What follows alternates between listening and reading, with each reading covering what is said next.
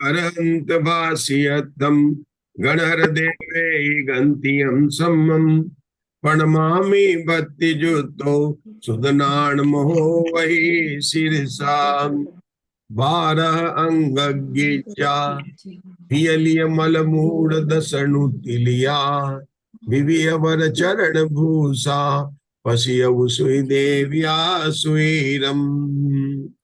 कीर्तन कर उद्देश्य श्रुताय नमो नमः। रत्नत्रय धारक आचार्य उपाध्याय साधु परमेष्ठिभ्यो नमो नमः। हमारे यहाँ पर द्वादशांग की चर्चा चल रही है। द्वादशांग में 12 अंग हैं, जिनके हमने नामों का सबसे पहले नाम कीर्तन करते हैं। पहले अंग का नाम आचारंग, सुतकतांग, स्थानांग, समवाय, व्याख्या प्रज्ञप्ति, ज्ञात धर्म कथा, उपासक अध्ययन, अंतगन दशांग, अनुत्तरोपादक, व्याकरण, विपाक और दृष्टि।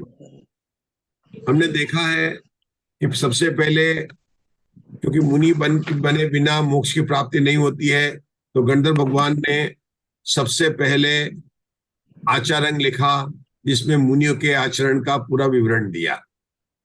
श्रावक का विवरण 7वें नंबर पर दिया।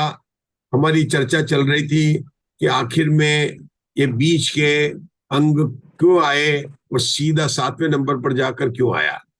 तो देखिए, आप सबको ध्यान होगा, पुरुषार्थ सिद्धि उपाय में एक बात आई है।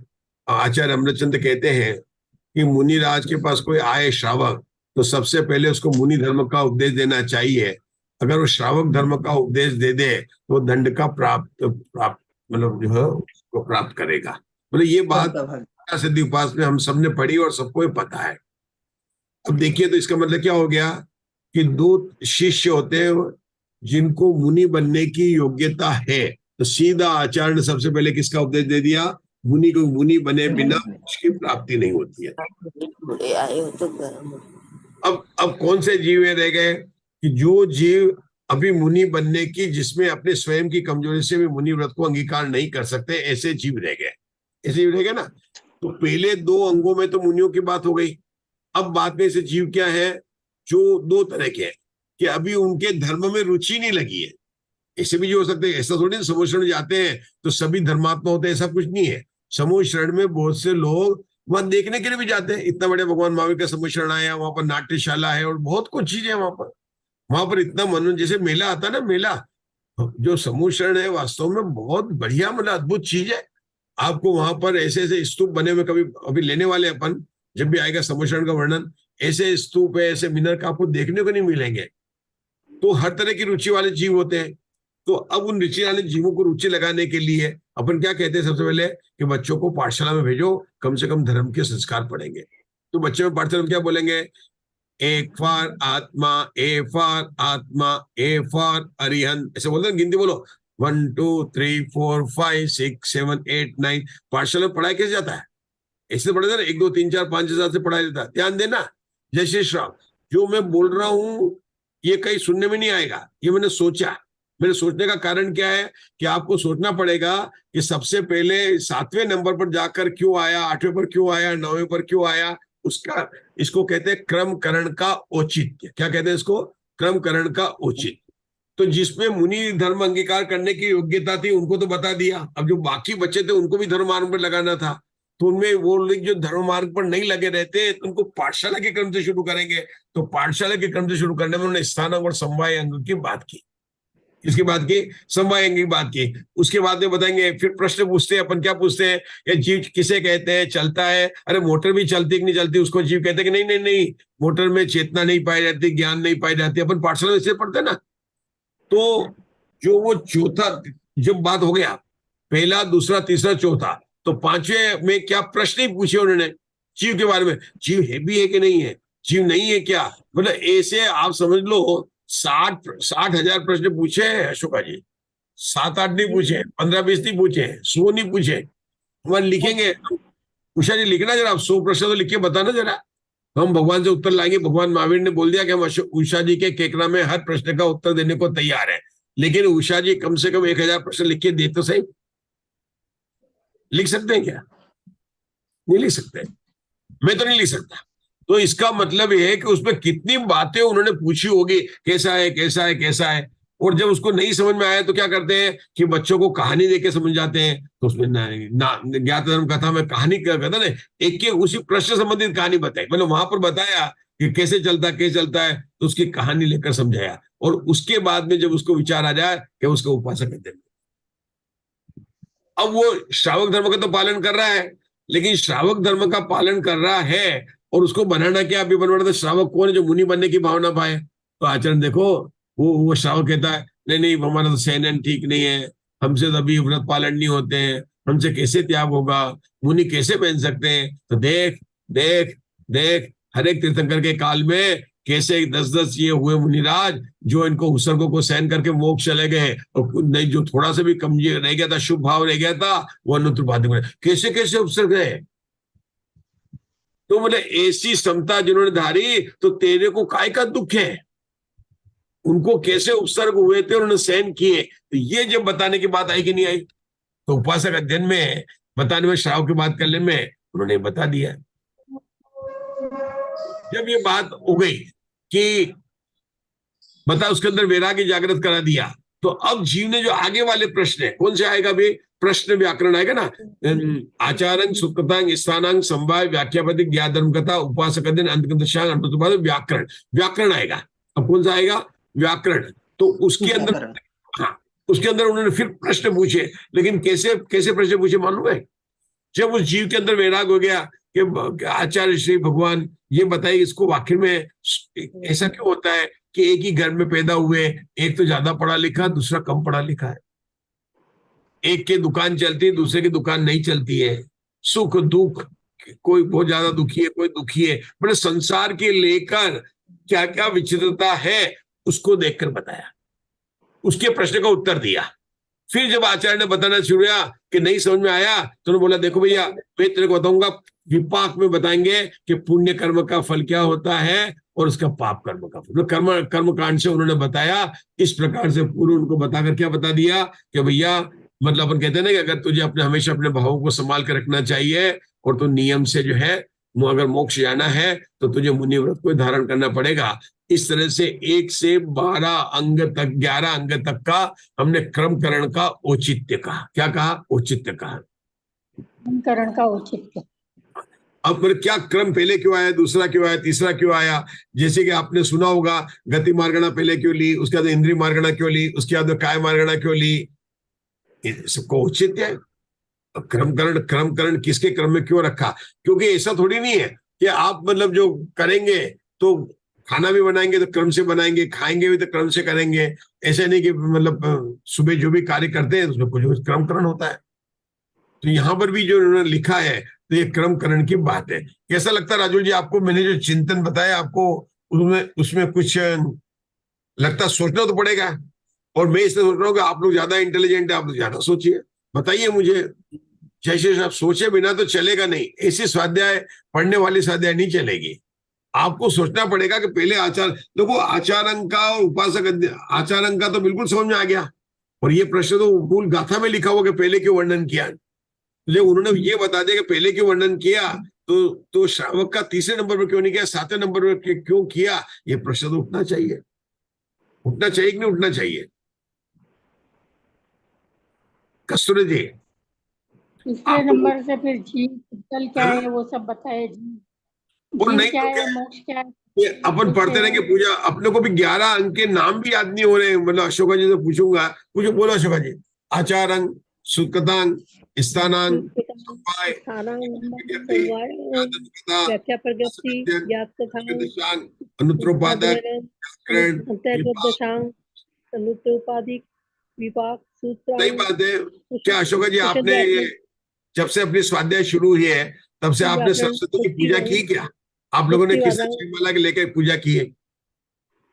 हाँ जी, शुद्ध पंचमी वाले दिन भी करी थी, करते हैं। जब शीलेंद्र अर्चना में सरस्वती की पूजा है, आप लोगों ने किसी ने माला का पाठ किया क्या? हाँ जी, है? आपने किया? की थी। हाँ, करना चाहिए। मतलब नहीं किया आपने, किया, बहुत बढ़िया। क्योंकि अगर अपन जिसका स्वाध्याय कर रहे हैं उसका स्वाध्याय की सफल, आप पूजा मंदिर तो गए होंगे, मंदिर में पूजा भी की होगी, क्या आपकी भावना हुई कि आज आपकी स्वाध्याय ये चल रही है तो मैं करूं? मान लो आप नहीं कर पाए पूजा को, तो केवल जयमाला तो बोले। जब तक ये स्वाध्याय चलती 12 अंक की, उसकी जयमाला का तो पाठ करें। कम से कम ये तो बोले, तीर्थंकरों की धुनी गंधर ने सुनी, अंग रचे चुनी ज्ञानमयी। रोज बोलते हैं तो। हाँ, बिल्कुल बोलना चाहिए। क्योंकि जब तक अपन जिनवानी कार नहीं बोलेंगे तो अपने को स्वाध्याय करने में कैसे आएगा? ऐसा है, जो विषय स्वाध्याय के चलते हैं उनकी स्वाध्याय तो, लेकिन जिनवाणी में तो सारे हैं ना, उन ग्रंथों को कौन, उनका भी तो स्वाध्याय करना चाहिए ना। ज्ञानार्णव है, कितनी है, मतलब कितनी, पद्मनंदी पंचविंशति का, बहुत सारे अच्छे अच्छे ग्रंथ हैं, सबके स्वाध्याय करने चाहिए नई नई चीज को। तो ये श्रुत अंक का ज्ञान जो अपन कर रहे हैं ना, ये बहुत मतलब इसको सोच रहे हैं कि आखिर में विषय क्या है। तो हमारा बात चल रहा था, ये तो पता चल गया अपने को। अब ये आज अपन ने बात किया, थोड़ा विषय को आगे बढ़ाता हूं मैं आपको, पहले पढ़ लेते हैं। अरे हाँ, सूत कथा की बात हो गई अपनी।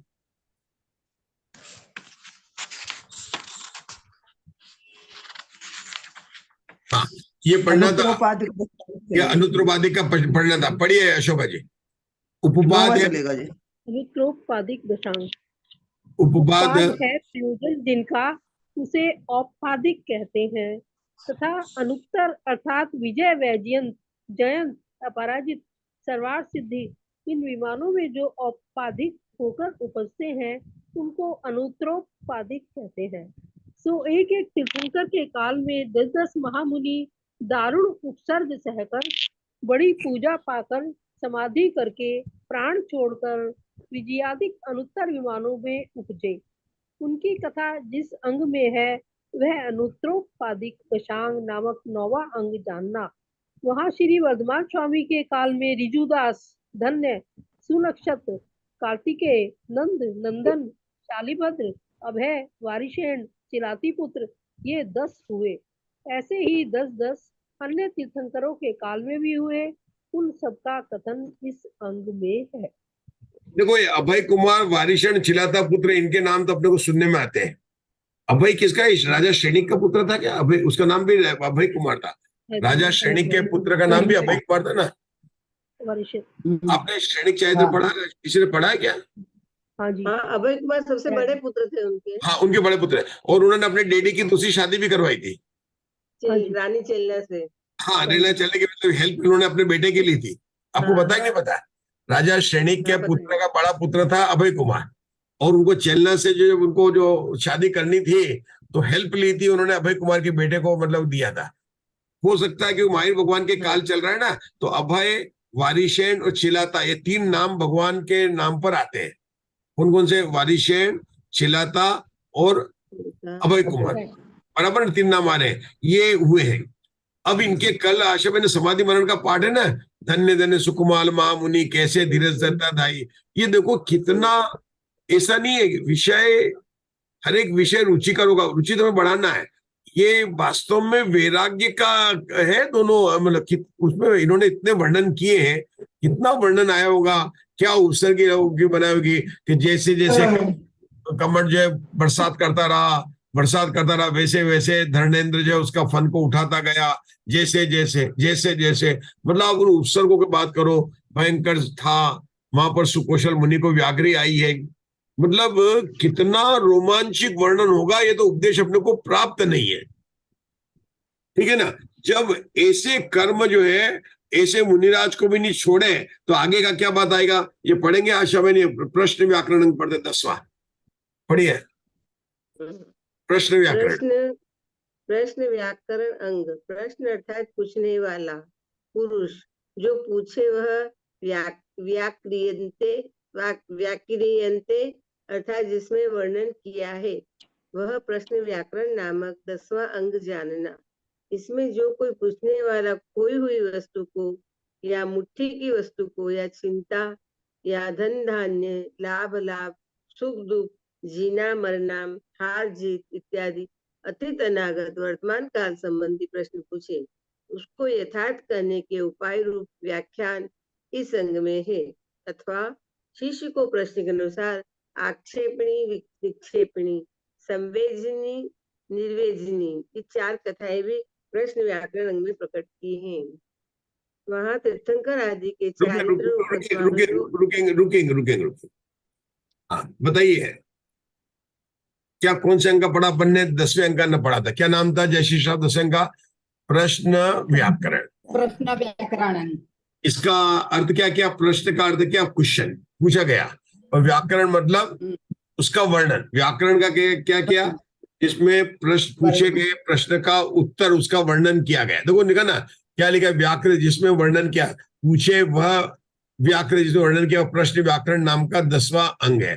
मतलब यहाँ पर प्रश्न ही है, यह भी प्रश्न व्याकरण नाम का। इसमें जो कोई पूछने वाला कोई वस्तु, मतलब उसके प्रश्नों का भी है और इसका व्याख्यान है। प्रश्न उसके उपाय, यथार्थ कहने के उपाय रूप व्याख्यान इस अंग में। मतलब क्या बताया उन्होंने? प्रश्न पूछे। प्रश्न कौन से पूछे? प्रश्न कैसे पूछे? अरे मेरा पर्स गुम गया है, मेरी चाबी गुम गई है, मेरी अंगूठी गुम गई है, तो कैसे मिलेगी? तो ऐसे प्रश्न नहीं पूछते। आपने कभी पुराणों में पढ़ा होगा कि मुनिराज पर गए, उन्होंने पूछा कि भाई मेरी इतनी मूल्य वस्तु थी, मैं इसलिए बहुत दुखी हूँ, वो कहाँ मिलेगी? तो मुनिराज कहेंगे तू जा, तू वहां पर जो पेड़ मिलेगा, पेड़ के पास में जाकर तू देखेगा, तुझे वो मिल जाएगी। ऐसी पुराण में कथा आती है, ऐसा नहीं आएंगे। तो भगवान ने, अच्छा लोग प्रश्न, भगवान ने उत्तर नहीं, प्रश्न पूछे ना। तो समूह शरण में हर जगह के जीव है। आप देखो, कई लोग जब जाएंगे मुनिराज के पास में, तो उनके कैसे प्रश्न पूछेंगे? अलग अलग तरह के पूछेंगे। कोई ये पूछेगा, हे भगवान मेरे लड़के की शादी नहीं हो रही है। कोई पूछेगा, इनकी दुकान नहीं चल रही है, 2 साल से कुछ भी हो रहा है, नहीं चल रहा। ऐसे श्रावक पूछेंगे नहीं पूछेंगे? श्रावक हम ही लोग है ना। आपके पास में मौका मिले और आपको दुख हो, हे भगवान इतने मेरे बेटे का जो है जन्म से नहीं बोलता है, क्या ये बोलेगा कि नहीं बोलेगा? मतलब ऐसे प्रश्न पूछेंगे नहीं पूछेंगे? सच पूछेंगे नहीं पूछेंगे श्रावक? भरत चक्रवर्ती ने पूछा था, बोला ना, लाभ अलाभ रोग शोक, अभी हमने पढ़ा है। तो कितना अच्छा है। देखो क्या, ये पढ़ो तो सही। यहाँ पर क्या लिखा? वस्तु को या मुट्ठी की वस्तु को चिंता है, धन धान्य का लाभ, मेरे फसल नहीं हो रही है, मेरी दुकान नहीं चल रही है, अलाभ नुकसान हो गया, सुख दुख, जीना मरना, हार जीत इत्यादि, अतीत अनागत वर्तमान काल संबंधी प्रश्न पूछे, उसको यथार्थ करने से उपायगा। कोई ये भी पूछ सकता है कि भगवान 3 साल पहले तो हमारे घर में बहुत दरिद्री थी, खाने को भी नहीं था, और अभी पिछले 1 साल से तो इतना हो गया है कोरोना जाने के बाद में कि घर में रहने की जगह नहीं है, इसका क्या कारण है? मतलब लोग सब तरह के प्रश्न पूछ सकते हैं, सुख भी पूछ सकते हैं, दुख के भी पूछ सकते हैं। आप देखो ज्योतिषी के पास जाते हो तो प्रश्न पूछते हो नहीं पूछते हो? कैसे पूछते हैं? अपन नहीं पूछते। लेकिन आप देखो कि समूह शरण में हर तरह के जीव हैं, हर तरह के जीव हैं, और सबके मन के अलग भाव आगे देते प्रश्न, और भगवान ने उसके उत्तर दिए। और इसका अंग क्या था? प्रश्न व्याकरण, मतलब प्रश्न का। लेकिन ये क्या है? इसमें प्रश्न भी है और उत्तर भी है। तत्वार्थ सूत्र में प्रश्न नहीं है, तत्वार्थ सूत्र में उत्तर है द्वया। लेकिन यहाँ पर क्या? प्रश्न व्याकरण, और फिर बाद में लिखा कि जो प्रश्न पूछे उसके उत्तर भी है। तो ये क्वेश्चन आंसर बुक है। कौन सी बुक है? क्वेश्चन आंसर बुक है। जब ऐसे प्रश्न पूछे हैं, तो जैसे अपन सब बैठे हुए हैं, आप देखो ऐसा समोषण में होता नहीं है क्योंकि खड़ा होकर भगवान महावीर से उपदेश पूछे और भगवान महावीर बोले, ऐसा बिल्कुल नहीं होता है। एक ध्यान रखना, भगवान महावीर की वाणी तो बिना इच्छा के खिर रही है। कोठे में जो लोग बैठे हुए हैं, उनकी मन की शंका सहज ही दूर हो जाती है। न भगवान बोलते हैं, न आप पूछते हैं, आपके मन में विचार आया, ऐसा मत सोचना कि जैसे क्लास में हुआ और अशोका जी ने हाथ खड़ा किया और भगवान ने बोलिए अशोका जी, बोलिए ममता जी। ऐसा नहीं होता है, ऐसा समझण में नहीं है, ऐसा नहीं है। समाधान हो जाता है। सहज आपके मन में विचार आ रहा है और बना दिया। उत्तम खंडा ने लिखा था, नाउ आई कंप्लीट है, चलो जाओ। अब भगवान की दिव्य ध्वनि नहीं है, दिव्य ध्वनि अब 3:30 बजे खेलेगी। अब 1 बजे हम लोग जो पुस्तक का विमोचन करेंगे, मैंने आचार्य ग्रंथ लिख दिया है, आप लोग आ जाइए, विमोचन करेंगे, सब लोग स्टेज पे खड़े हो जाइए। 1 बजे से लेकर 2:30 बजे तक विमोचन, आचार्य का विमोचन का चलेगा। दूसरे दिन सूत्र कथा का विमोचन का कार्यक्रम चलेगा, है ना। किसी को बोली लेनी हो तो बोली ले लो, ऐसा कुछ भी नहीं है, कुछ भी नहीं है। ये स्वयं गौतम गंधर्व के आ गए। हाँ, गौतम गंधर्व ने जरूर अपने गंधर्व और मुनिराज ने आपस में चर्चा की, जब दिव्य ध्वनि नहीं कर रही है तो आपस में जरूर चर्चा की होगी, क्योंकि यहां तक हम सुनते हैं कि कुंदकुंदाचार्य भगवान ने भी वहां पर जाकर चर्चा की होगी। श्रुत केवली, तभी कहते हैं ना, मैंने श्रुत केवलियों के द्वारा सुनित कथित कहूंगा, तो वहां पर की होगी। 8 दिन तक भगवान की दिव्य ध्वनि सुनी, और जब दिव्य ध्वनि नहीं कर रही थी तो कुंदकुंदाचार्य ने एक भी दिन आहार नहीं लिया, वहां एक भी दिन आहार नहीं लिया भरत क्षेत्र, क्योंकि वहां टाइम का डिफरेंस था, यहाँ भरत क्षेत्र के मुनि थे, इसलिए उन्होंने नहीं लिया वहां पर। तो यही चर्चा करते रहे। अब जब ये चर्चा करते रहे तो 11वें अंग में क्या नाम दिया, विपाक सूत्र। तो वहां पर बैठे अगर अपन कोई हो, अपन सोचे ऐसे प्रश्न पूछ रहे हो, तो राजू जी आपको समझ में नहीं आएगा कि ये ऐसा क्यों हो जाता है कि कभी एकदम धन था फिर चला गया, तो ऐसे क्यों हो गया, ऐसे पुण्य पाप का फल बनता रहता है, किसी के कुछ भी नहीं था और अब बहुत पैसा कमा लिया, ऐसा होता है। तो ऐसे प्रश्न पूछेंगे तो आचार्य ने विपाक सूत्र में क्या बोला, पुण्य का क्या फल क्या और पाप का क्या फल है। विपाक कहते हैं अनुभव को, विपाक किसको कहते हैं, अनुभव को। तो 11वें अंक का नाम क्या, देखो 11वें अंक का नाम क्या है, हाँ पढ़िए जरा। अच्छा, विपाक, विपाक होगा, विपाक सूत्रांग है 11वें का। लेकिन इस अंक में एक बात और रह गई, वो भी मैं पढ़ना चाहता हूं कि ये जो प्रश्न बोला ना 11वें अंक के अंदर, इन्होंने ये भी बोला कि वहां पर आक्षेपणी, विक्षेपणी, संवेदनी और निर्वेदनी 4 प्रकार की कथा आया। फिर से बोल रहा हूं, आक्षेपणी, विक्षेपणी, संवेदनी और निर्वेदनी।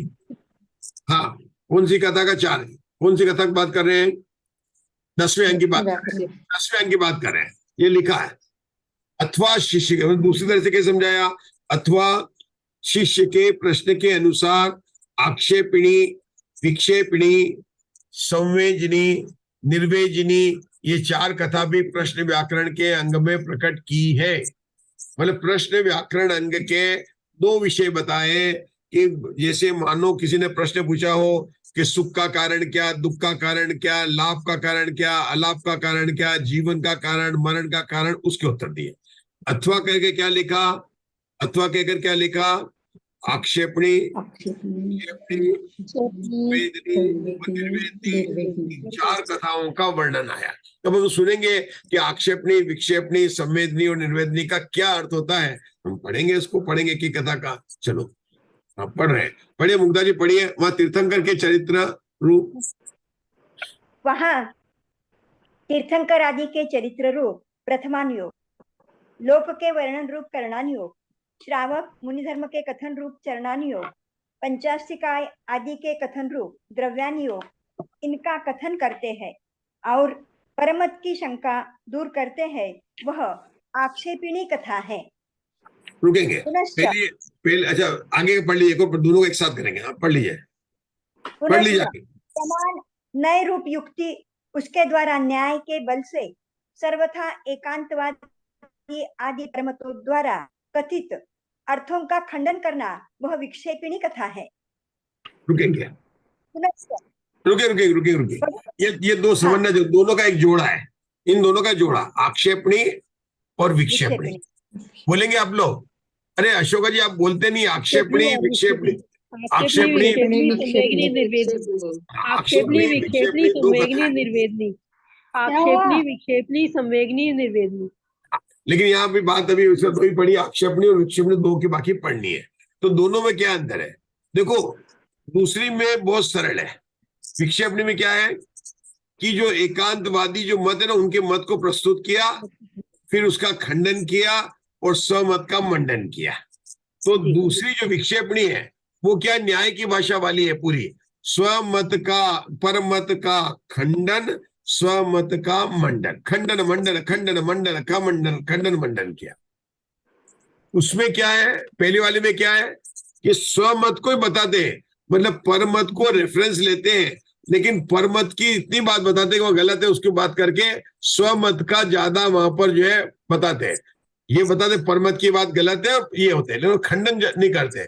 इसमें तो पहले परमत की स्थापना कहते हैं, जिसको न्याय की भाषा में कहते हैं पूर्व पक्ष। पूर्व पक्ष में क्या रखेंगे कि बौद्ध मानते हैं कि आत्मा जो है अनित्य है, उसकी पूरी बात करेंगे। फिर उसके जैन मत बताएंगे और बोलेंगे ऐसा संभव नहीं है, तो ऐसा दोनों की बात आई। मतलब दोनों मतों को, पूर्व पक्ष को भी व्यक्त करेंगे, उत्तर पक्ष को भी करेंगे, और उसके बाद में खंडन के द्वारा स्वमत का मंडन करेंगे। ये विक्षेपणी कथा हो गई, ठीक है ना। ये देखिए, ये दो कथा की बात यहाँ पर आई है। आगे की तीसरी कथा को पढ़ लेते हैं, तीसरी ज्योति को पढ़िए। पुनश्च रत्नत्रय रूप धर्म और तीर्थंकर आदि पद की ईश्वरता और ज्ञान, सुख, वीर्यादि रूप धर्म का फल, उसके अनुराग को कारण, वह संवेदनी कथा है।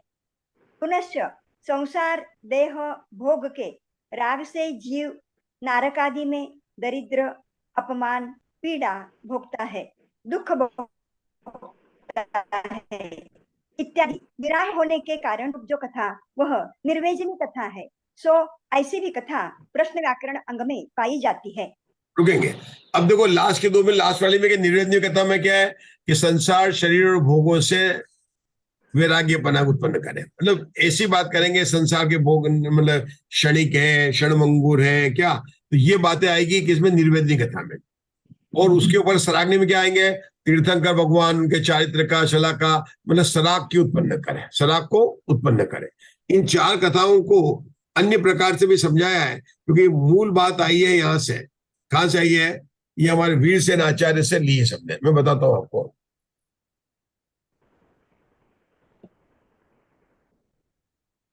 ये कौन पढ़ेगा, कस्तूरी जी पढ़ना जरा। प्रश्न व्याकरण नाम का अंग 13, ये अपन पढ़ रहे हैं, प्रश्न व्याकरण नाम का अंग पढ़ रहे हैं, दिख रहा है आपको कस्तूरी जी? किसको देख रहा है? प्रश्न व्याकरण नाम का अंग नहीं दिखा आपको? किसको दिखा? आपको दिखा? जय श्री श्राव। यहाँ पर है तत्वों का निरूपण आया करने वाली आक्षेपणी कथा है। तत्व से विषयांतर को नहीं नहीं नहीं नहीं, मैं जो पढ़ा है, मैंने जो लाका उसको पढ़ना है, क्योंकि मुझको थोड़ा वो नया तरह से बताना चाहता हूँ और जगह से। नहीं, इसमें नहीं, अभी ये नहीं आया इस पर। इस जो पर आप बोल रहे हो वो नहीं है स्क्रीन पर। नहीं है, स्क्रीन पर नहीं है, नहीं है, आप जो नहीं कह रहे हैं वो नहीं है। अच्छा, फिर से देखते हैं। अब हाँ, प्रश्न प्रश्न व्याकरण आ गया। व्याकरण। प्रश्न व्याकरण नाम का अंग हाँ 93 लाख 16 हाँ हजार पढ़िए, पदों के द्वारा। चलिए कौन प्रश्न पढ़ रहा है? व्याकरण नाम का अंग 93 लाख 16 हजार पदों के द्वारा आक्षेपणी, आक्षेपक, आक्षेपणी, आक्षेपणी, विक्षेपणी, संवेदनी, संवेदनी और निर्वेदनी, निर्वेदनी। इन चार कथाओं का तथा भूत, भविष्य और वर्तमान काल संबंधी धन, धान्य, लाभ, अलाभ, जीवित, मरण, जय और पराजय संबंधी प्रश्नों के पूछने पर उनके उपाय का वर्णन करता है। हाँ, मतलब जीवित, मरण, लाभ, अलाभ, धन, धान्य, इन प्रश्नों के पूछने का, ठीक है ना। तथा कर दिया, ब्रैकेट में दोनों बता दिया। अपन ने वहां पर अलग अलग पढ़ा था, लेकिन यहाँ कथा का नाम क्या है? आक्षेपणी, विक्षेपणी, संवेदनी, निर्वेदनी। वह ज शब्द लिखा था, द लिखा है, ठीक है, नाम के अंदर। हाँ, अब आगे पढ़िए, कोई और पढ़िए, सबको मौका दीजिए पढ़ने का। हाँ हाँ, जो नाना पंडित जी को भी प्रकार की, पकड़ा जा रहा है। पंडित मुद्दा जी जी किसकी पकड़ में आ रहा है? जो नाना प्रकार की एकांत दृष्टियों का और दूसरे समयों का निराकरण पूर्वक शुद्धि करके 6 द्रव्य और 9 प्रकार के पदार्थों का प्ररूपण करती है, उसे आक्षेपणी कथा कहते हैं।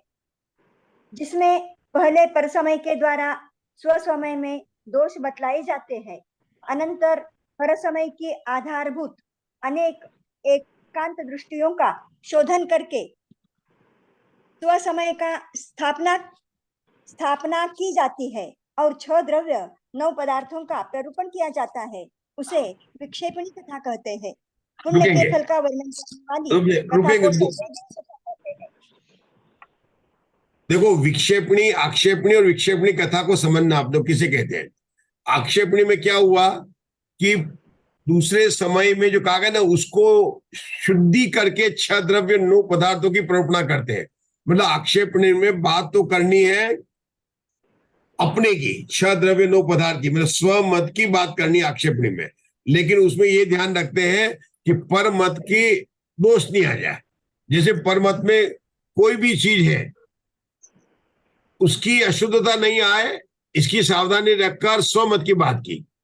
लेकिन विक्षेपणी में क्या अंतर है, ध्यान दो। हमको समझ रहे हैं कि आक्षेपणी का क्या विषय है, विक्षेपणी का क्या विषय है। विक्षेपणी का विषय क्या है कि पर मत के द्वारा स्व मत में दोष खड़ा किया जाता है। स्व मतलब जैन धर्म, मतलब पर मत कौन, मतलब जैन धर्म को छोड़कर जो अन्य मत वाले हैं वे जैन मन धर्म के प्रति शंका या कोई दोष खड़ा करेंगे। ठीक, ऐसा कैसा दोष खड़ा कर सकते हैं कि कहते हैं कि जीव में ज्ञान गुण अनादि से वो नहीं मानते हैं। वो कहते हैं ज्ञान गुण का और जीव में समवाय संबंध है। ये बताया उन्होंने, क्या बताएंगे, समवाय संबंध। आप जानते हैं नैयायिक और वैशेषिक लोग ज्ञान और जीव को पहले अलग अलग मानते हैं। वो जीव को क्या मानते हैं, वो जीव को अचेतन मानते हैं। फिर बाद में ज्ञान का अचेतन जीव के साथ में समवाय संबंध होने से जीव ज्ञान वाला हुआ, वो ऐसा मानते हैं। हम लोग क्या मानते हैं, हम ये मानते हैं कि जब से द्रव्य तब से उसके गुण, जितने बड़ा द्रव्य उतने बड़े उसके गुण। यावत द्रव्य भावी हमने पूरा था, यावत जितना बड़ा, यावत जितना बड़ा द्रव्य, अर्थात जैसे मेरे आत्मा में असंख्यात प्रदेश है, मैं कितना बड़ा हूं, लोकाकाश प्रमाण असंख्यात प्रदेश है, तो उसके अंदर सभी प्रदेशों में ज्ञान गुण है। तो जितना बड़ा द्रव्य उतना बड़ा ज्ञान। फिर जब से द्रव्य तब से ज्ञान, मतलब ऐसा नहीं कि पहले मेरे में ज्ञान नहीं था, फिर किसी ने इंजेक्शन लाकर या दूध का गिलास पिला पिलाकर उसमें ज्ञान की गोली खिलाई और मेरे में ज्ञान आ गया, ऐसा नहीं था। लेकिन ऐसे मानने वाले हैं तो वो क्या बताएंगे कि जीव जो बोलते हैं ना कि जीव में ज्ञान दर्शन गुण है, अपने जैन धर्म में जो बताया गया है उसमें पहले दोष बताएंगे, उस बात में क्या बताएंगे, दोष बताएंगे।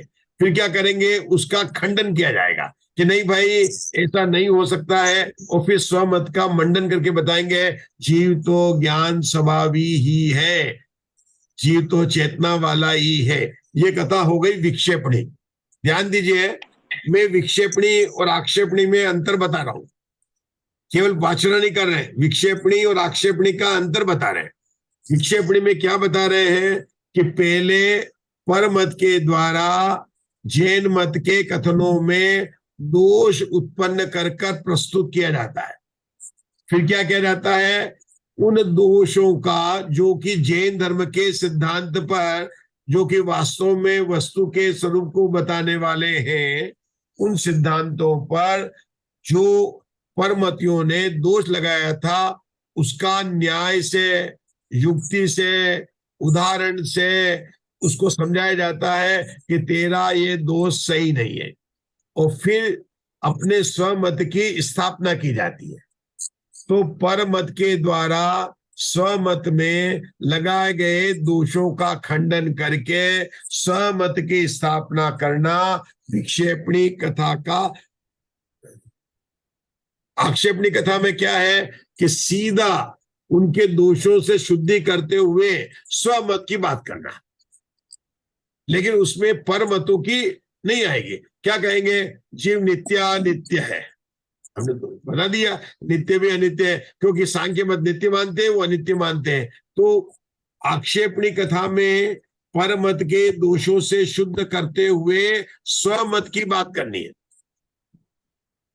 विक्षेपणी कथा में क्या है, पहले परमत वाले जैन मत के बारे में उनकी क्या मान्यता है, क्या मिथ्या मान्यता है, उसका ज्ञान कराते, फिर उसका खंडन करते हैं युक्ति और उससे, फिर अपने स्वमत की स्थापना करते हैं। ऐसी हुई आक्षेपणी कथा, ऐसी हुई विक्षेपणी कथा। चलो आगे पढ़ लेना। अनंतर ये होता है यहाँ पर पुण्य फल का वर्णन करने वाली संवेदनी कथा। इन्होंने बिल्कुल सरल भाषा में बता दिया। संवेदी कथा में क्या है, पुण्य के फल का वर्णन करने वाली है। पुण्य किसके होता है, पुण्य वास्तव में संसार में पुण्य तरह से शला का पुरुष के ही होता है।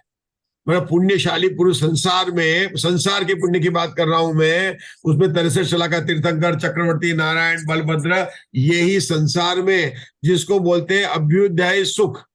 अभ्युदय शुक्र, नारायण, प्रतिनारायण, चक्रवर्ती, बलभद्र, इनके ही तीर्थंकर भगवान के अभ्युदय सुख होता है। निश्चय सुख तो मोक्ष सुख है, उसकी बात नहीं कर रहे। सुख दो प्रकार का है, अभ्युदय सुख और निश्चय सुख, ठीक है ना।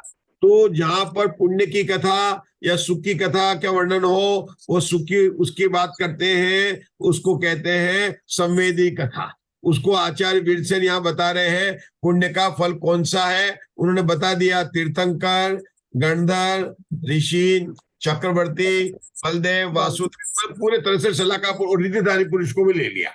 मतलब जो रिद्धिधारी पुरुष होते हैं, अरे विद्याधरों का भी ले लो, कोई बात नहीं। पुण्य के फल का वर्णन करने वाली कथा को संवेदनी कथा कहते हैं। पुण्य के फल का वर्णन करने वाली कथा को संवेदनी कहते हैं। तो निर्वेदनी क्या होगी? पाप के फल का वर्णन करने वाली कथा को निर्वेदनी कहते हैं।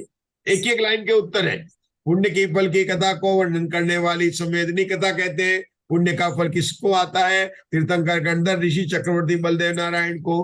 पाप का फल किसको आता है? नारकियों को। वो लिखा उन्होंने, नरक, तिर्यंच, कुमानुष्यों को, जन्म मरण व्याधि को, वेदना को, दारिद्र्य को, आदि को प्राप्ति के प्राप्त के फल है। असी को निर्वेदनी कथा को संसार शरीर भोगों से वैराग्य को उत्पन्न करने वाली कथा निर्वेदनी कथा है। कहा भी है, ये पढ़ना है, मुद्दा जी पढ़िए। आक्षेपणी आक्षेपणी तत्व विधान, आक्षेपणि तत्व विधान भूतां विक्षेपणि तत्व दिगंत शुद्धिं संवेगिनी धर्म फल प्रपंचां निर्वेदिनी चाह कथां विरागाम। हमल आक्षेपणी तत्व विधान भूता विक्षेपणी तत्व दिगंत शुद्धिम संवेगनी धर्म फल प्रपंचा निर्वेदनी चा कथा विरागम। आप लोग मुद्दा जी सीख नहीं रहे, मत सीखो, आपकी चीज को। चलिए आगे। हाँ, हो गया अपने बात। कहां पर लिखा है इन्होंने? हाँ, तत्व का, देखो तत्व का निरूपण समय होने वाला है क्या? ये दो लाइन।